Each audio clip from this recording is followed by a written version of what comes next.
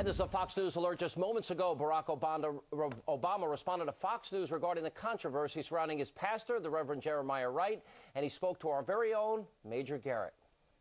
Senator Obama, thank you very much for joining us on Fox. I want to ask you a set of basic sort of threshold questions about your faith experience at Trinity United Church of Christ, because I think they will help Americans understand the story. So the first question, how long have you been a member in good standing of that church? You know, I've been a member since 1991 or 92, but I'd known Trinity even before then when I was a community organizer on the South Side helping steel workers find jobs. And we were organizing with churches and trying to recruit folks to get involved in that process. Trinity was one of the churches that we tried to get involved in some of these community projects. As a member in good standing, were you a regular attendee of Sunday services? You know, I won't say that I was a perfect attendee. I was regular in spurts because there were times where, you know, for example, our child had just been born, our first child, and so we didn't go as regularly then. When you attended, sir, when you attended, did you donate frequently? Yes. Okay. Were you and Michelle married there, and did Reverend Wright preside? Yes. Were you two daughters baptized there, and did Reverend Wright preside over the baptisms? That is correct, Major. Very good. I wanted to talk to you about your statement released this afternoon, because earlier today when I contacted your campaign and I asked them if there was any way the campaign felt the need to add further context, add further distance between yourself and the statements of Reverend Wright, the one-word answer I received was no. Then late this afternoon, you have a statement that says, I vehemently disagree, strongly condemn. I'm trying to understand the evolution between this morning and this afternoon, and I'd like to know specifically, Senator, what you vehemently disagree with and what you strongly condemn. Well, Major, I got to confess that, as you know, I was voting in the Senate all day yesterday, so I wasn't following this story as carefully as I could have been. And then I flew back to Chicago. When I saw these statements, many of which I had heard for the first time, then I thought it was important to make a very clear and unequivocal statement. None of these statements were ones that I had heard myself personally in the pews. One of them I had heard about after I had started running for president, and I put out a statement at that time condemning them.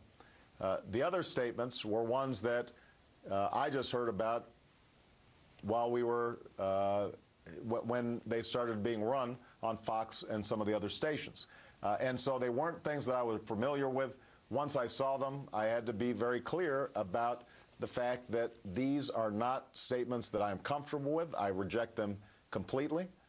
They are not ones that reflect my values or my ideals or Michelle's, and that had I heard them, had I been sitting in the church at the time that they were spoken, I would have been absolutely clear to Reverend Wright that I didn't find those acceptable.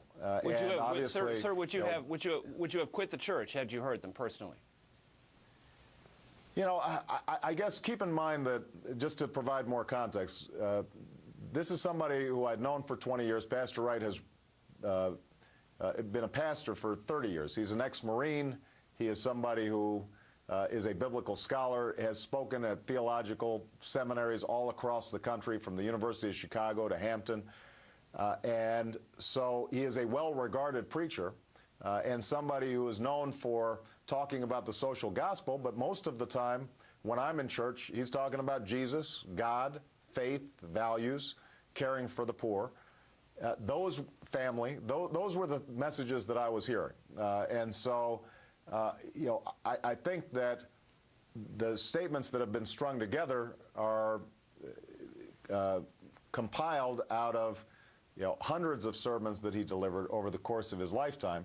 But obviously, they are ones that are, from my perspective, completely unacceptable and inexcusable. And if I had thought that that was the tenor or tone on an ongoing basis of his sermons, then yes, I don't think that it would have been reflective of my values or my faith experience. So quick yes or no, if you'd heard them in person, you would have quit? If I had heard them repeated, I would have quit. I mean, obviously, understand that this is somebody who is like an uncle. If you have, to me, he's somebody who helped me find Christ, and somebody who always talked to me in very powerful ways about relationship to God and our obligations to the poor. If somebody makes a mistake, then obviously you recognize I make mistakes. We all make mistakes. If I thought that that was the repeated tenor of the church, then I wouldn't feel comfortable there. But frankly, that has not been my experience at Trinity United Church of Christ. In the time we have remaining, you said that in your statement today, when I first heard these, I was beginning my campaign, yet you did not begin your campaign on December 4th, 2007, when in a press release your campaign announced that Reverend Wright was a part of a quote-unquote African-American Religious Leadership Committee. I'd like you to try to help me understand the inconsistency there. Because obviously, if you knew about them at the beginning of your campaign and you put them on this committee later, you would have been aware. No. Wait. Major, I didn't know about all these statements. I knew about one or two statements that had been made.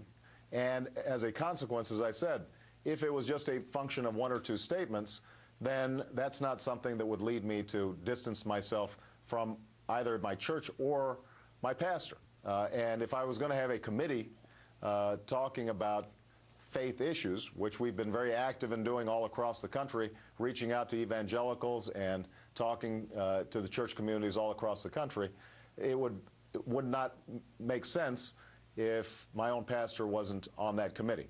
Now, Pastor Wright is retiring, and part of the reason that this is not an issue, once it came to my attention, that we pressed very hard was the fact that he's on the brink of retirement. He's preached his last sermon.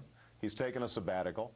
He is not going to be active in the church and has not been active in my campaign, and he is no longer a part of that committee. But my judgment at the time was that this was not as problematic as what I've seen over the last couple of days. Senator Obama, always a great pleasure to talk to you, sir. Safe travels. We'll see you on the campaign trail. Major, thank you for taking the time. I appreciate it.